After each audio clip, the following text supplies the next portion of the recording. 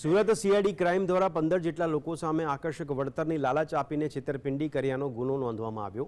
મહારાષ્ટ્રના મુંબઈ ખાતે રજિસ્ટર્ડ શક્તિ multipurpose cooperative સોસાયટીએ આકર્ષક વળતરના પ્લાન રજૂ કરી 23 લોકો સાથે છેતરપિંડી આચરી હતી।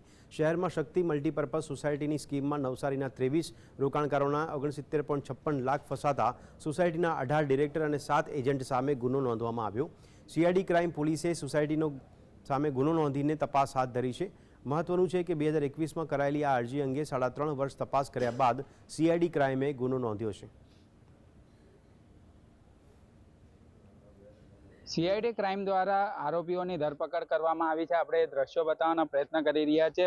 શક્તિ મલ્ટીપર્પઝ સોસાયટીની સ્કીમમાં 23 રોકાણકારોમાં 69.56 લાખ ફસાવવામાં આવ્યા હતા। સોસાયટીના 18 ડિરેક્ટર અને 7 એજન્ટ સામે સીઆઈડી ક્રાઇમ દ્વારા ગુનો નોંધવામાં આવ્યો છે।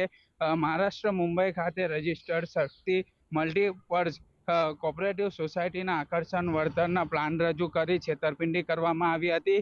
નવસારી પંથકના 23 વ્યક્તિ પાસેથી કરવામાં આવેલા રોકાણ સામે 69.56 લાખ રૂપિયા પરત નહીં કરતા મામલો પોલીસ મથકે પહોંચ્યો હતો અને સીઆઈડી ક્રાઇમ દ્વારા સોસાયટીના 18 ડિરેક્ટરો અને 7 એજન્ટ સામે ગુનો નોંધવામાં આવ્યો હતો અને હાલ તો સીઆઈડી ક્રાઇમ દ્વારા આરોપીઓની ધરપકડ કરવામાં આવી છે અને હાલ અત્યારે જજ બંગલા ખાતે લઈ જવામાં આવી રહ્યા છે અને તપાસ શરૂ કરવામાં આવી છે।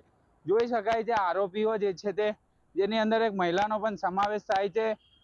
કુલ આરોપીઓને ઝડપી પાડવામાં આવ્યા છે અને તપાસ શરૂ કરવામાં આવી છે। 2021માં કરાયેલી અરજી અંગે 3.5 વર્ષ તપાસ કર્યા બાદ સીઆઈડી ક્રાઇમ દ્વારા ગુનો નોંધવામાં આવ્યો છે। સીઆઈડી ક્રાઇમ પોલીસે સોસાયટીની 18 ડિરેક્ટર અને 7 એજન્ટ સામે ગુનો નોંધી તપાસ શરૂ કરી દેવામાં આવી છે।